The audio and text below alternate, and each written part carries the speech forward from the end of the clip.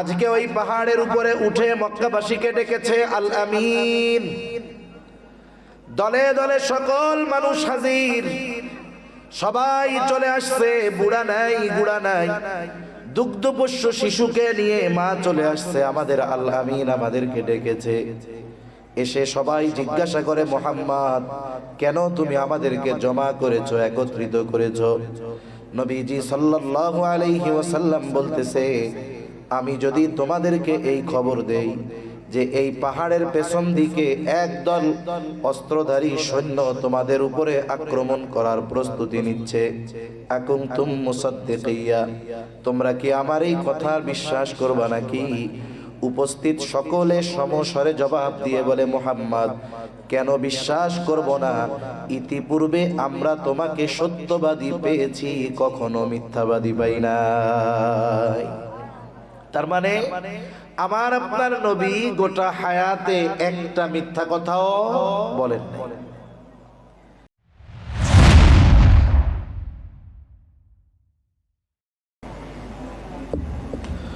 আসসালামু আলাইকুম ওয়া রাহমাতুল্লাহি ওয়া বারাকাতুহু।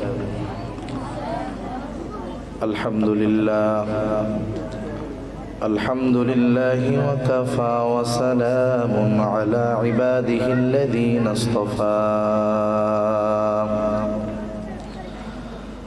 আম্মা বা'দু ফাআউযু বিল্লাহি মিনাশ শাইতানির রাজীম। বিসমিল্লাহির রহমানির রহিম। ওয়া ইন্নাকা লা'আলা খুলুকিন আযীম। وقال رسول الله صلى الله عليه وسلم إنما بعثت لأتمم مكارم الأخلاق أو كما قال النبي صلى الله عليه وسلم صدق الله العلي العظيم وصدق رسوله النبي الكريم ونحن على ذلك من الشاهدين والشاكرين والحمد لله رب العالمين. سبحانك لا علم لنا إلا ما علمتنا إنك أنت العليم الحكيم. اللهم صل على محمد وعلى آل محمد كما صليت على إبراهيم وعلى آل إبراهيم إنك حميد مجيد.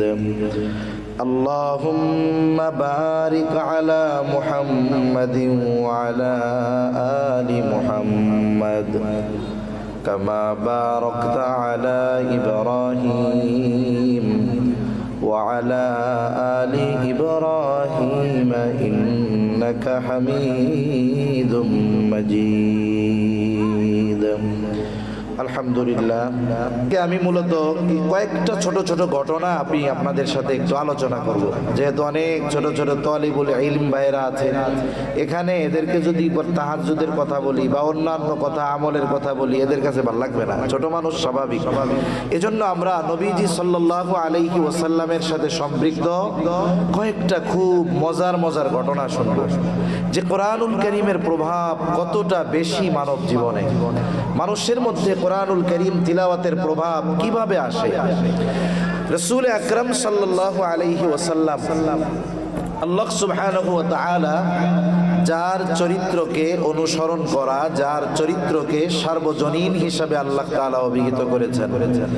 আল্লাহ তাআলা কোরআনুল কারীমের মধ্যে বলেন, লাকাদ কানা লাকুম ফি রাসূলিল্লাহি উসওয়াতুন হাসানাহ আল্লাহ রাব্বুল আলামিন বলেন, তোমাদের জন্য রাসূলের জীবন আদর্শের মধ্যে রয়েছে উত্তম আদর্শ। কোন ব্যক্তি সে যদি কাফের হয় আর নবীজি সাল্লাল্লাহু আলাইহি ওয়াসাল্লামের যেই গুণগুলো তার দুনিয়ার জীবনে প্রয়োজন, এই গুণগুলো যদি সে গ্রহণ করে তাহলে সে দুনিয়ার জীবনে সফল হয়ে যাবে, আশা করা যায়। আবার কোন মুমিন যদি রাসূলুল্লাহ সাল্লাল্লাহু আলাইহি ওয়াসাল্লামের আদর্শকে অনুসরণ করে, বলে ওই ব্যক্তি দুনিয়া আখিরাত উভয় জাহানে সফল হয়ে যাবে ইনশাআল্লাহ। এজন্য রাসূল আকরাম সাল্লাল্লাহু আলাইহি ওয়াসাল্লামের চরিত্র এইরকম এক সার্বজনীন চরিত্র, ওই চরিত্র যিনি অনুসরণ করবেন তিনি সফল হয়ে যাবেন।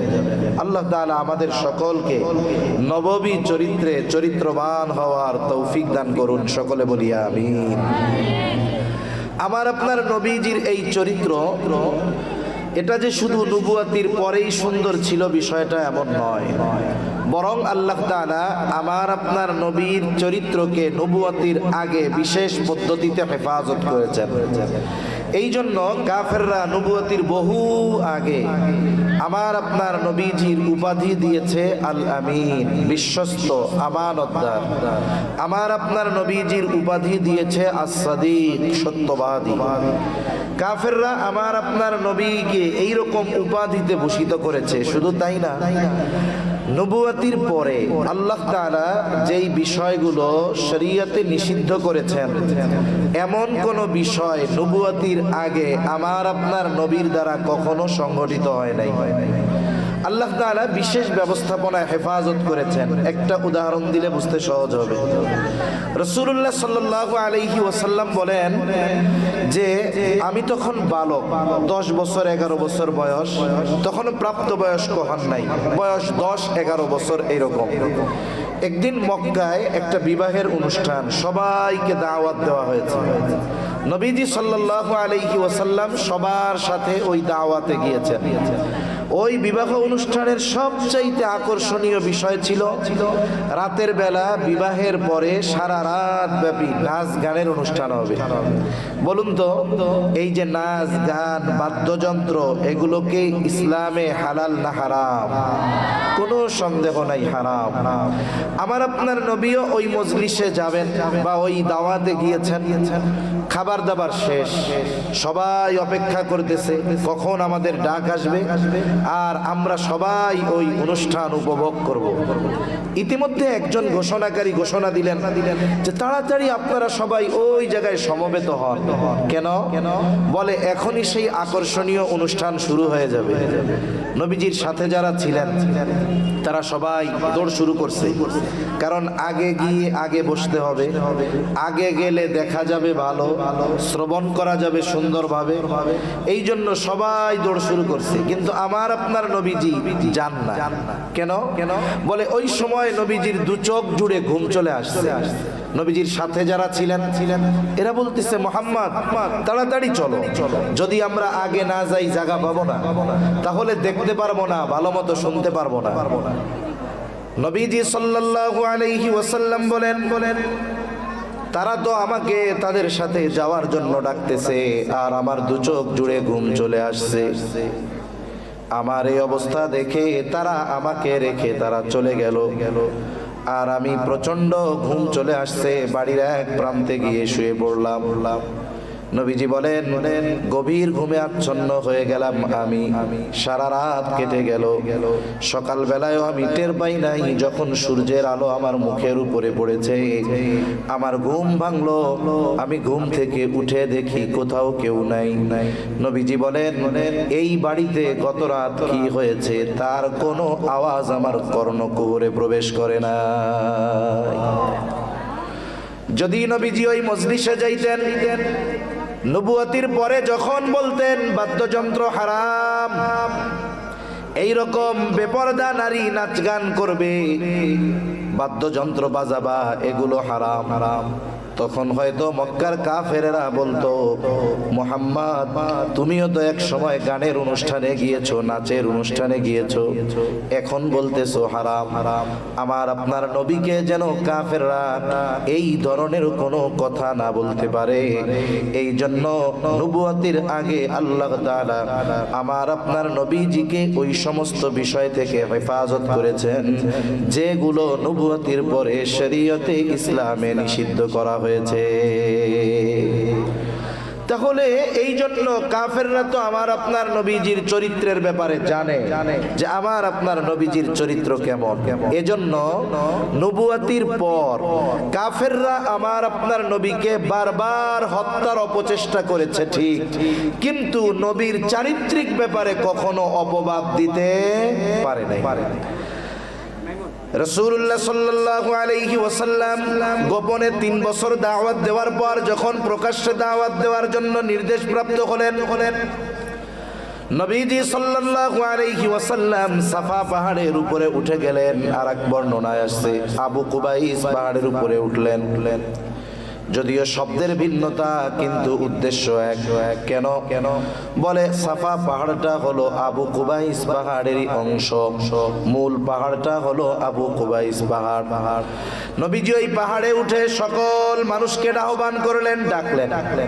মক্কাবাসীর কাছে ওই আবু কুবাইস পাহাড়ের একটা তাৎপর্য ছিল, যদি কোনো ব্যক্তি হোক সে আরবি হোক বা অনারবি, হোক বা ধনী হোক বা গরিব, যেই হোক না কেন, কোনো মুসিবতে পড়ে অথবা কোনো প্রয়োজনে ওই পাহাড়ে উঠে যদি তারা মক্কাবাসীকে আহ্বান করত, সাহায্য চাইত, কেউ দেখতো না ব্যক্তিকে, বরং ওই পাহাড়ের তাৎপর্যের দিকে খেয়াল রেখে মক্কার মানুষেরা ওই ব্যক্তির ডাকে আহ্বানে সাড়া দিয়ে তার কাছে চলে আসতো। আজকে ওই পাহাড়ের উপরে উঠে মক্কাবাসীকে ডেকেছে আল আমিন। দলে দলে সকল মানুষ হাজির, সবাই চলে আসছে, বুড়া নাই গুড়া নাই, দুগ্ধপোষ্য শিশুকে নিয়ে মা চলে আসছে, আমাদের আল আমিন আমাদেরকে ডেকেছে।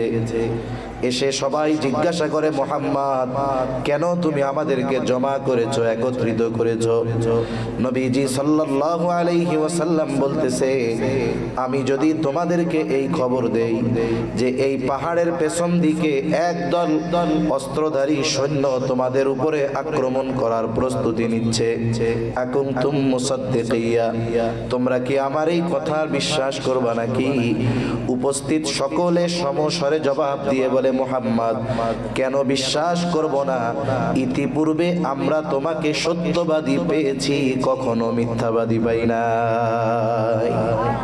তার মানে আমার আপনার নবী গোটা হায়াতে একটা মিথ্যা কথাও বলেন।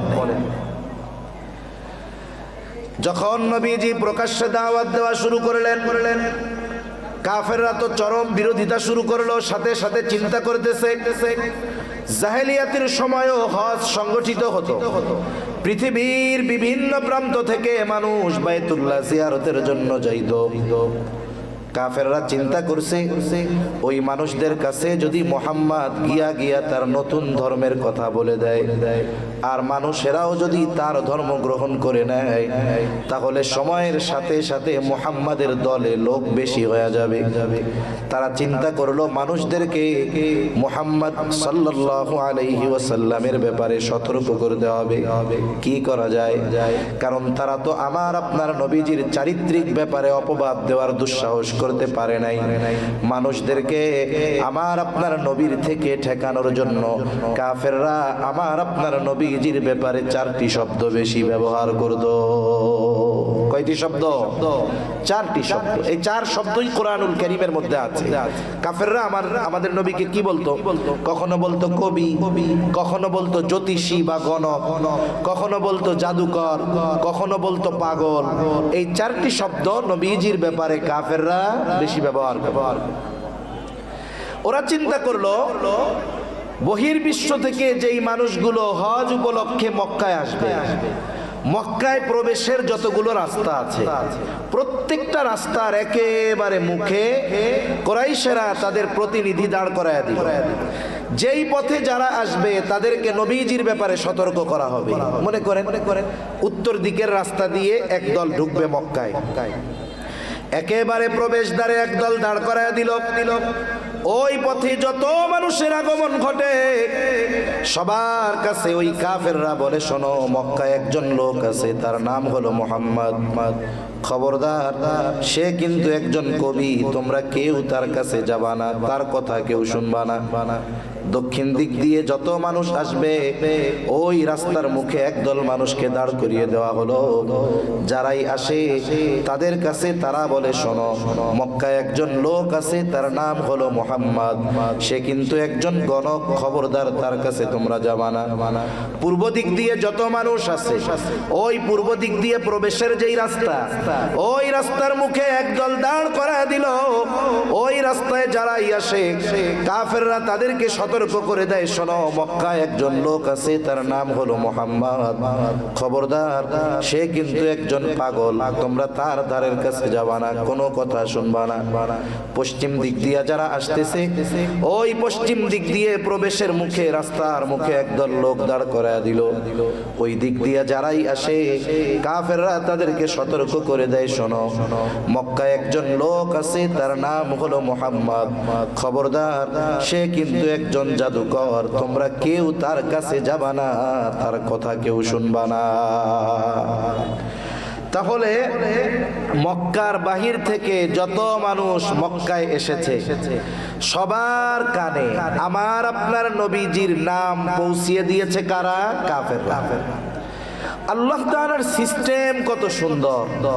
কাফেররা চেয়েছিল যে আমার আপনার নবীর কথা কেউ যেন না শোনে, কিন্তু আল্লাহ তাআলা তাদের এই চক্রান্তকে আমার আপনার নবীর নাম তাদের কর্ণকুহরে পৌঁছানোর ব্যবস্থা এদের চক্রান্তর মাধ্যমে করলেন। কেন? বলে ওই মানুষগুলো মক্কায় আসার আগে কেউ চিনতো না, কেউ জানতো না যে মুহাম্মদ কে, কিন্তু এখন যারা বহির্বিশ্ব থেকে মক্কায় আসছে, বলেন তো সবার কানে আমার আপনার নবীর নাম পৌঁছিয়েছে নাকি পৌঁছায় নাই? পৌঁছে গেছে, সবাই জানে মক্কায় একজন লোক আছে মুহাম্মদ, তাকে তো কেউ দেখে নাই, কিন্তু সবাই আলোচনা, সবার মুখে এক শব্দ, মুহাম্মদ, মুহাম্মদ সাল্লাল্লাহু আলাইহি ওয়াসাল্লাম। মানুষের অভ্যাস কি? বলে আল ইনসানু হারিসুন আলা মা মুনিআ, মানুষকে যেটা থেকে মানা করা হয় ওটার ব্যাপারে তার আরো আগ্রহ জন্ম নেয় বেশি। কাফেররা বলেছে, খবরদার, কেউ মুহাম্মাদের কাছে যাবা না। আর ওই মানুষগুলো যতক্ষণ মুহাম্মাদের চেহারা না দেখতেছে তাদের ততক্ষণ শান্তি লাগে না। সিস্টেম সুন্দর না? আমার আপনার নবী যদি দাওয়াত দিতে চাইতেন এক এক করে সকলের কাছে যাওয়া লাগতো, কিন্তু কাফেররা নবীর ব্যাপারে এই অপপ্রচারগুলো করার মাধ্যমে কি হলো, এখন আর আমার আপনার নবীকে কাফেরদের কাছে যাওয়া লাগবে না, মানুষের কাছে যাওয়া লাগবে না, দলে দলে মানুষই আমার আপনার নবীকে খুঁজে নিবে। এবার সবাই খুঁজে মুহাম্মদ কোথায়, দলে দলে নবীকে খুঁজতেছে। যাদের একটু জাদু দেখতে ভালো লাগে তারা চিন্তা করতেছে জাদু দেখতে হবে, যাদের কবিতা শুনতে ভালো লাগে তারা চিন্তা করতেছে কবিতা শুনতে ভালো হবে, যারা একটু গণক দেখানো, হাত দেখানো, জ্যোতিষী পছন্দ করে এরা গণক দেখার জন্য গেছে, যারা পাগল দেখতে চায় বলে এরা পাগল দেখার জন্য গেছে। একটু জবান খুলে বলেন তো, আমার আপনার নবী কি পাগল নাকি? আমার আপনার নবী গণক নাকি? আমার আপনার নবী জ্যোতিষী নাকি? আমার আপনার নবী জাদুকর নাকি? একটু জোরে বলেন। নবীজি এগুলো কিছুই নয়, নবীজির কাছে এইগুলার কিছুই নাই। বলে নবীজির কাছে যা আছে তা হলো আল কোরআনুল কারীম। নবীর কাছে কি আছে? কোরআনুল কারীম। দেখেন, আপনারা যখন তিলাওয়াত শুনছেন, আবার যখন অনেক জায়গায় তিলাওয়াত হয়, মানুষ যখন তিলাওয়াত শুনে, কোরআন বুঝুক আর না বুঝুক, কারি সাহেব যখন ঠান্ডা ঠান্ডা তিলাওয়াত করে একটা সময় কানে হাত দিয়া লম্বা টান দেয়, এক শ্বাসে সূরা দুহা শেষ করে ফেলে, এক শ্বাসে সূরা ফাতিহা শেষ করে ফেলে তিলাওয়াত করে। কারি সাহেব যখন উচ্চ কণ্ঠে দীর্ঘ তিলাওয়াত করতে থাকেন, উপস্থিত শ্রোতা যারা থাকে তাদের মধ্যে কোরআনের একটা প্রভাব পড়তে থাকে। সে চিন্তা করে যখনই কারি সাহেব তিলাওয়াত স্টপ করেন, থামেন, সাথে সাথে গোটা মজলিসের সবাই উচ্চ আওয়াজে বলে উঠে আল্লাহু আকবার। ঠিক কিনা বলে? এটা কেন? বলে এটা কোরআনুল কারীমের তিলাওয়াতের প্রভাব।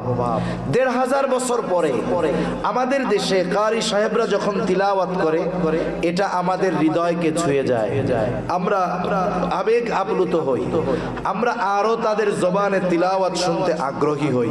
বলে শ্রোতা ওই তিলাওয়াতের অর্থ সারমর্ম বুঝুক আর না বুঝুক, কিন্তু তিলাওয়াতের প্রভাব শ্রোতার অন্তরের মধ্যে পড়ে কি পড়ে না বলেন তো?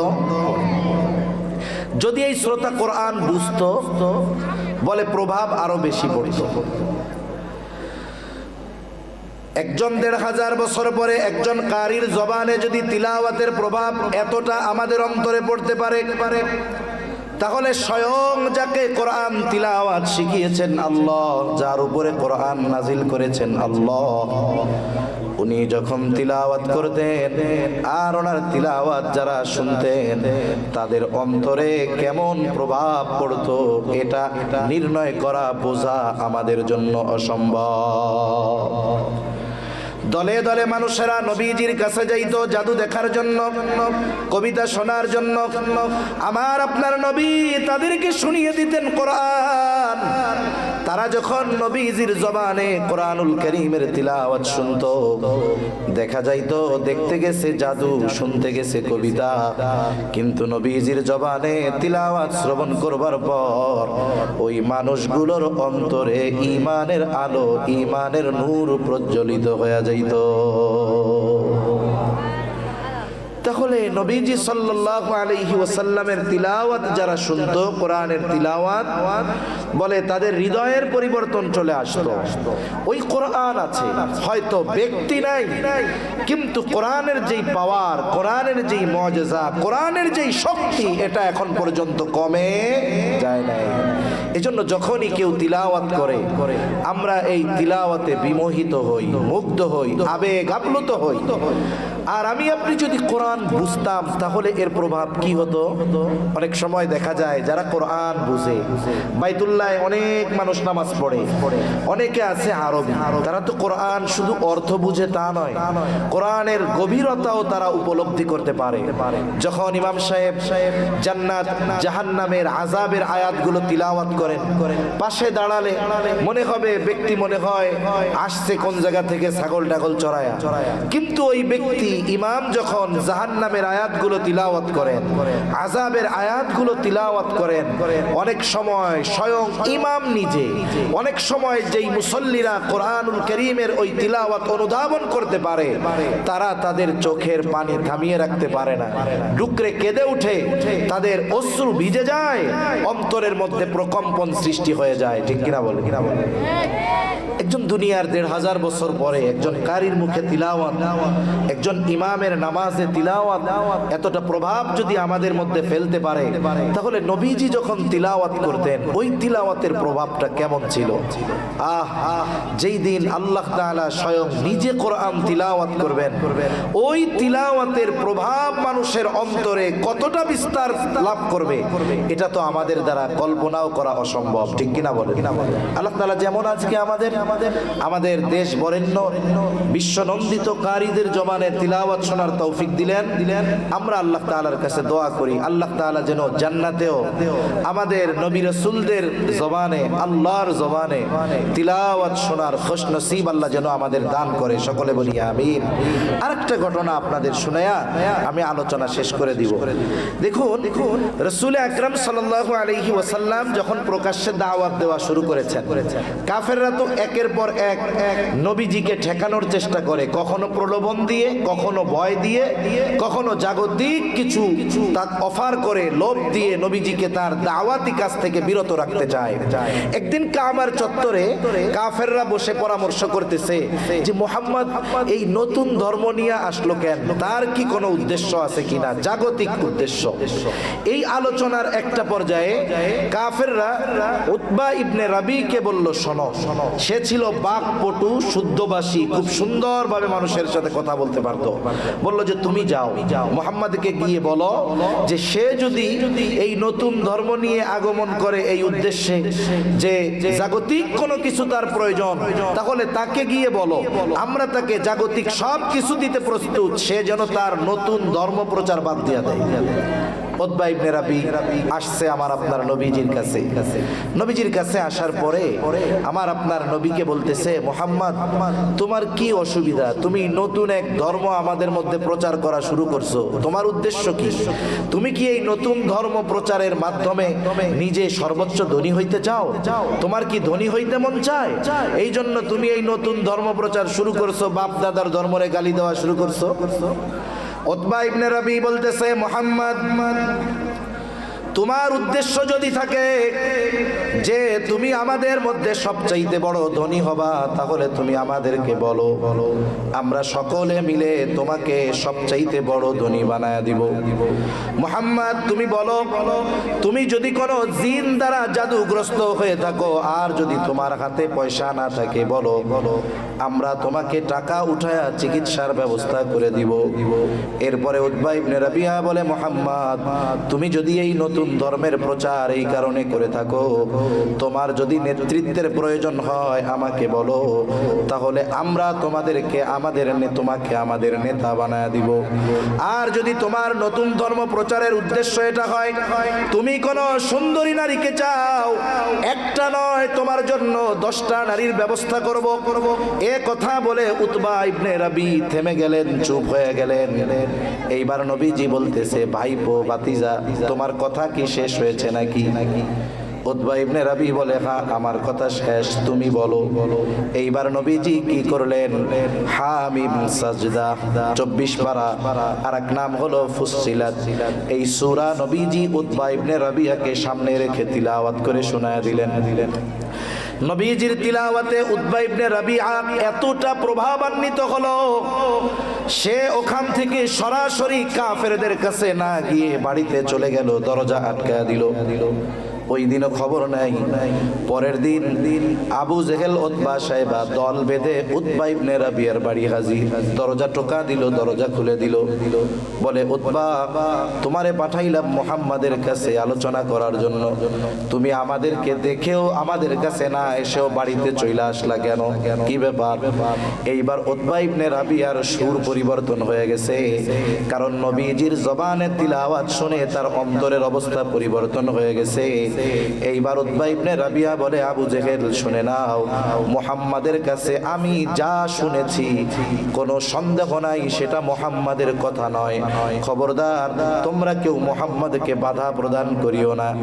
এইবার আবু জেহেল উতবা সাহেবা বলে, রাবিয়া রে, উতবা রে, মুহাম্মাদের কাছে আমাদের সাথে আপোষের ব্যবস্থা করার জন্য, এখন কি হইল তুই গিয়া দেখি মুহাম্মাদের জাদুতে জাদুগ্রস্ত হয়ে গেছ। তাহলে দেখুন, একজন কাট্টা কাফের সেও যদি কোরআনুল কারীম হৃদয়ের কান দিয়ে শুনে, এই কোরআনের প্রভাব তার মধ্যে পড়বে কি পড়বে না? জোরে বলেন, পড়বে কি পড়বে না? এজন্য আমরা কোরআন তিলাওয়াত শুনবো, সাথে সাথে নিজেরাও কোরআনের ধারক বাহক হব তো ইনশাআল্লাহ। আল্লাহ সুবহানাহু ওয়া তাআলা আমাদের সকলকে কোরআনের সাথে, কোরআন ওয়ালাদের সাথে থাকার তৌফিক দান করুন। সকলে বলি আমিন। ওয়া আখিরু দাওয়ানা আনিল হামদুলিল্লাহি রাব্বিল আলামিন। আসসালামু আলাইকুম ওয়া রাহমাতুল্লাহি ওয়া বারাকাতুহু। সুবহানাকাল্লাহুম্মা ওয়া বিহামদিকা, আশহাদু আল্লা ইলাহা